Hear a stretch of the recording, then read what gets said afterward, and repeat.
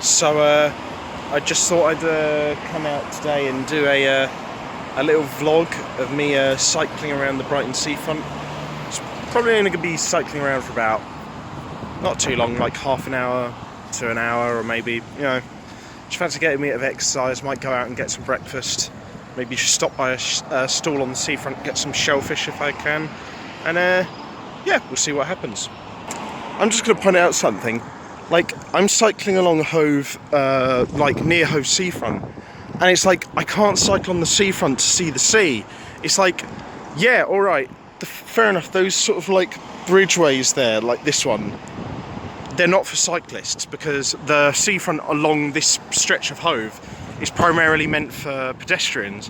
But at the same time, it's just like, this is such a quiet part of Brighton and Hove. It's like you barely ever see anyone around here anyway, so like, what's the point? Like, come on, at least open up one of these sort of like land bridge things, and like open up a couple of stretches of like the seafront in Hove to, cyclists, because it's so quiet here. People are going to naturally like cycle either slow or fast, or have at least a bit more leniency to do so because of the environment of like not having too many people walking around them. It's like, come on, man. Just gone 10 o'clock, just going past,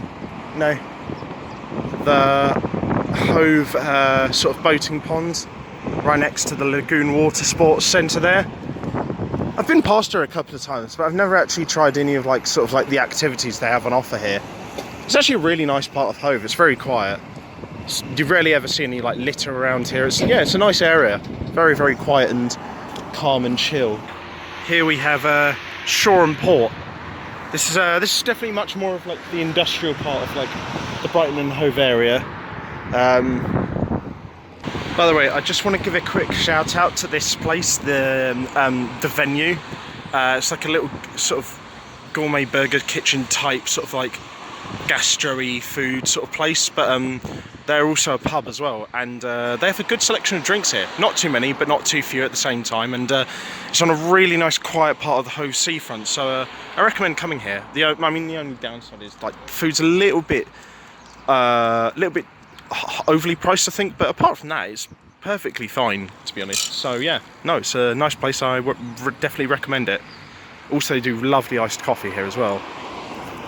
The King Alfred Leisure Centre has been refurbished quite a lot of times over the several decades that it's been up. It doesn't look like a grandiose sort of like place, but like, I don't know, it's sort of like one of those things where you can sort of tell by like reading into the history of it that even though it doesn't look particularly grandiose, that when it was first established decades ago, it was really quite a centrepiece of this part of the city, and it still is an important cultural centre point of Brighton and Hove. And to be fair, it's been refurbished pretty nicely, and it's still got a bit of the old sort of like early 20th century architecture going on the right hand side. So yeah, no, it's a nice building.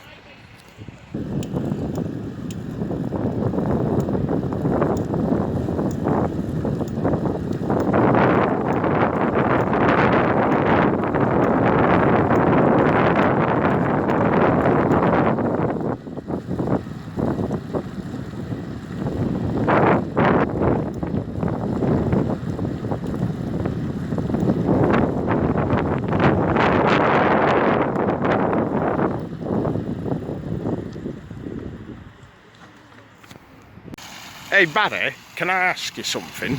Yes, what is it, Paul?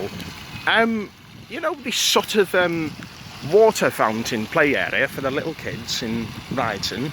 Yes, what about it? Do you think we should maybe change it, or at least change the location? Oh, I don't know, why do you ask? All I'm saying is because the only people in it are a bunch of seagulls, and it's right next to the bloody sea! Yeah, so I'm just cycling down the Brighton Seafront now. Just gotten some a little bit of breakfast from the Brighton Shellfish and Oyster bar. Yeah, no, this is right next to. It's about 5 minutes walk down the seafront from the Odeon, and about like in the other 5 minutes direction, you've got Brighton Pier. So it's definitely it's definitely within sort of like realms of walking here. Sorry, what was your name again, mate? Cliff. Cliff. Yeah. When's the bar open? We open from about 10:30 to about 5. And what days of the week is that? We're slowly changing it now, so we're going down to definitely Saturdays and Sundays. We do Mondays and Fridays. I think with the weather changing, it might slow down. It's best to check my website or give me an email. Yeah, all right then. Well, yeah. I mean, it's like, I guess if people will find it anyway if they just search up this place. Well, we just type in Shellfish on Google. All right. It comes to me. All right then. Thanks a lot, man. Cheers. Have a good day. Here I've got a breakfast of like some carrot sticks and hummus, nice bit of salad, and then I've got some mixed seafood salad from that seafood bar, and some jellied eels. Gonna have it with a nice cup of coffee. So yeah, that's basically all I have to say in this vlog. If anyone liked this kind of content, leave a like, share and subscribe.